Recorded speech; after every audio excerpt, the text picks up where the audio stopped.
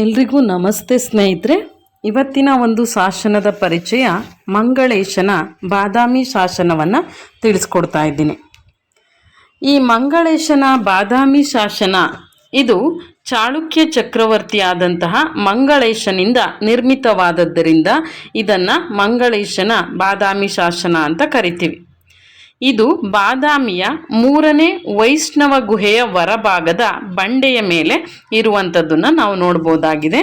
ಇದು ಬಾದಾಮಿಯ 3ನೇ ವೈಷ್ಣವ ಗುಹೆಯ ಹೊರಭಾಗದ ಬಂಡೆಯ ಮೇಲೆ ಈ ಒಂದು ಶಾಸನ ಇದೆ.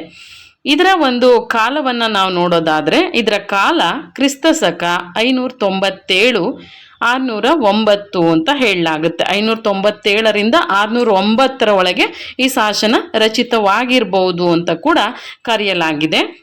ಈ ಶಾಸನದಲ್ಲಿ ಮಂಗಳೇಶನನ್ನ ಪೃಥ್ವಿ ವಲ್ಲಭ ಅಂತ ಕರೆಯಲಾಗಿದೆ.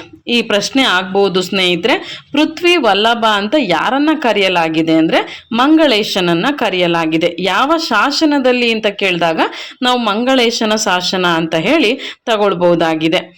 ಈ ವಿಷ್ಣು ಗುಹೆಯನ್ನ ಕಲ್ಮನೆ ಅಂತ ಕೂಡ ಇಲ್ಲಿ ಕಲ್ಮನೆ ಎಂದು ದತ್ತಿಯಾಗಿ ಕೊಟ್ಟಂತಹ ಒಂದು ದಾನ ಶಾಸನ ಇದು ಅಂತ ಹೇಳ್ಬೋದಾಗಿದೆ. ಕಲ್ಮನೆ ಅನ್ನುವಂತಹ ಒಂದು ಗ್ರಾಮವನ್ನ ದತ್ತಿಯಾಗಿ ಕೊಟ್ಟಂತಹ ಒಂದು ದಾನ ಶಾಸನ. ಲಂಜಿಗೇಸರ ಅಂತ ಕೂಡ ಇದಕ್ಕೆ ಕರೆದಿರುವಂಥದ್ದುಂಟು. ಆ ಗ್ರಾಮಕ್ಕೆ ಕಲ್ಮನೆ ಅಥವಾ ಲಂಜಿಗೇಸರ ಅನ್ನುವಂತಹ ಒಂದು ಹೆಸರಿನಿಂದ ಕರೆದಿರುವಂಥದ್ದು ಕೂಡ ಇದೆ ಅಂತ ಹೇಳಲಾಗುತ್ತೆ. ಈ ಗುಹಾಂತರ ದೇವಾಲಯವನ್ನ ಕಲ್ಮನೆ ಎಂಬ ದೇಸಿ ರೂಪದಲ್ಲಿ ಕರೆಯಲಾಗಿದೆ ಅಂತ ಹೇಳ್ತಾರೆ. ಅದಕ್ಕೆ ಲಂಜಿಗೇಸರ ಅನ್ನುವಂಥ ಮತ್ತೊಂದು ಹೆಸರಿದೆ. ಇದನ್ನ ಏನು ಕೊಡ್ತಾರೆ ಅಂದರೆ ದೇವರಿಗೆ ಹೂವನ್ನು ಸರಬರಾಜು ಮಾಡುವ ಹೂವಾಡಿಗರಿಗೆ ಪ್ರಮಾಣದ ಯಾವುದೋ ಆದಾಯವನ್ನು ನೀಡದಂತೆ ಇದರಲ್ಲಿ ಹೇಳಲಾಗಿದೆ. ದೇವಸ್ಥಾನಕ್ಕೆ ಹೂವನ್ನು ಕೊಡ್ತಾರಲ್ಲ, ಆ ಹೂವಾಡಿಗರಿಗೆ ಈ ಅರ್ಧ ವಿಸದಿ ಅನ್ನುವಂತಹ ಒಂದು ಪ್ರಮಾಣದಲ್ಲಿ ಇಷ್ಟು ಆದಾಯದಲ್ಲಿ ಇದನ್ನ ಕೊಡಲಾಗಿದೆ ಅಂತ ಹೇಳಲಾಗಿದೆ. ಹಾಗೆ ಇಲ್ಲೊಂದು ಮಾತು ಹೇಳ್ತಾರೆ, ಈ ದಾನವನ್ನ ನಾಶ ಮಾಡಿದವನು ಪಂಚ ಮಹಾಪಾತಕ ಆಗ್ತಾನೆ. ಈ ದಾನವನ್ನೇನಾದ್ರೂ ನಾಶ ಮಾಡಿದ್ರೆ ಅವನು ಪಂಚ ಮಹಾಪಾತಕನಾಗ್ತಾನೆ ಅಂತ ಹೇಳಲಾಗಿರೋದನ್ನು ಕೂಡ ನಾವಿಲ್ಲಿ ನೋಡ್ಬೋದಾಗಿದೆ. ಮತ್ತೆ ಇನ್ನೊಂದು ಹೇಳ್ತಾರೆ ಅವರು, ಈ ಒಂದು ದಾನವನ್ನ ಯಾರಾದ್ರೂ ನಾಶ ಮಾಡಿದ್ರೆ ಅವನು ಪಂಚ ಮಹಾಪಾತಕನಾಗ್ತಾನೆ, ಹಾಗೆ ಅವನು 7ನೇ ನರಕದ ಹುಳು ಆಗ್ತಾನೆ ಅನ್ನುವಂಥ ಶಾಪಾಶನವೂ ಕೂಡ ಇದರಲ್ಲಿ ಇರೋದನ್ನ ನಾವು ನೋಡ್ಬೋದು. ಶಾಪಾಶಯ ಅಂತ ಹೇಳ್ತಾರೆ ಇದಕ್ಕೆ. ಇದೊಂದು ದಾನ ಶಾಸನ. 7ನೆಯ ನರಕದ ಎಂಬ ಪದದಲ್ಲಿ ಷಷ್ಠಿ ವಿಭಕ್ತಿ ಪ್ರತ್ಯಯ ಬಂದಿರೋದನ್ನ ನಾವು ನೋಡ್ಬೋದಾಗಿದೆ. ಮಂಗಳೇಶ ಎಂಬ ಪದ ಮಂಗಲೀಸ ಅನ್ನುವಂಥ ರೂಪವನ್ನು ಪಡ್ಕೊಂಡಿದೆ.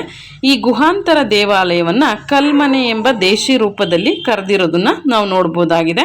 ಇದು ಪೂರ್ವದ ಹಳಗನ್ನಡದ ಭಾಷೆಯ ಲಕ್ಷಣವನ್ನು ಅರಿಯೋದಕ್ಕೆ ಸಹಾಯಕವಾಗಿರುವ ರೀತಿಯಲ್ಲಿ ಈ ಭಾಷೆ ಇದೆ ಅಂತ ಹೇಳಲಾಗುತ್ತೆ.